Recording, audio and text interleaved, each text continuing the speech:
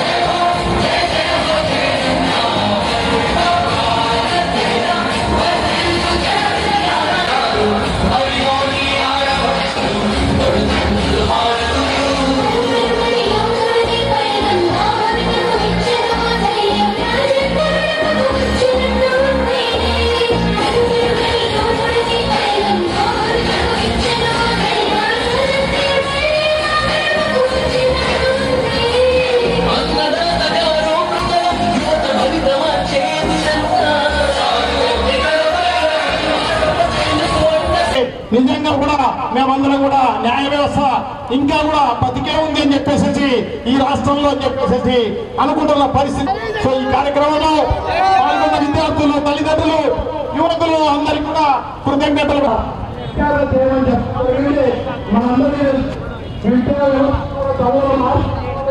అంటే టాపర్గా వచ్చిన వ్యక్తికి ఉద్యోగం లేకపోకుండా మిగతా వాళ్ళందరికీ ఇచ్చిన పరిస్థితి అన్నమాట. సో టాపర్గా వచ్చిన వ్యక్తి కూడా ఈ ప్రశ్నపత్రాలు లీకేజ్ చేసిన వ్యక్తే. సో వీళ్ళ వెనకాల బడాబాబులు అందరూ ఉన్నారు. సో వాళ్ళందరూ కూడా లీకేజ్ వల్ల ఎన్ని వేల మంది ఉద్యోగాలు ఈ రకంగా సంపాదించినారో ఖచ్చితంగా ఈ సిబిఐ ఎంక్వైరీ చేసి ఖచ్చితంగా తెలియాల్సిన అవసరం తప్పకుండా ఉంది ప్రజలందరికీ. సో ఎవరైతే వాళ్ళందరూ చేశారో వాళ్ళందరిపైన యాక్షన్ తీసుకోవాల్సిన అవసరం ఈ కూటమి ప్రభుత్వం పైన ఉంది. ఇది ఆరంభం మాత్రమే. ఖచ్చితంగా వాళ్ళు రిజైన్ చేసేంత వరకు, సిబిఐ ఎంక్వైరీ చేసేంత వరకు కూడా వైఎస్ఆర్ కాంగ్రెస్ పార్టీ యువత అందరూ కూడా ప్రముఖ పాత్ర వహించి ఈ కార్యక్రమాలన్నీ కూడా చేసే కార్యక్రమం, నిరసన చేసే కార్యక్రమము, ఆందోళన చేసే కార్యక్రమం అంతా కూడా చేస్తామని చెప్పేసి మీకు అందరికీ కూడా తెలియజేసుకుంటున్నాం. ఇంత దారుణంగా ఈ దేశంలో ఏ రాష్ట్రంలో జరిగిన పరిస్థితి లేదు. ఇక్కడ ఈ రాష్ట్రంలోనే జరిగిన పరిస్థితి ఉందని చెప్పి మీకు అందరికీ కూడా తెలియజేసుకుంటున్నాం. సో ఏదేమైతేనే సో డెఫినెట్గా ఇంత అన్యాయం నిజంగా విద్యార్థులకు, యువకులకు అందరికీ కూడా జరిగిన పరిస్థితి ఉంది.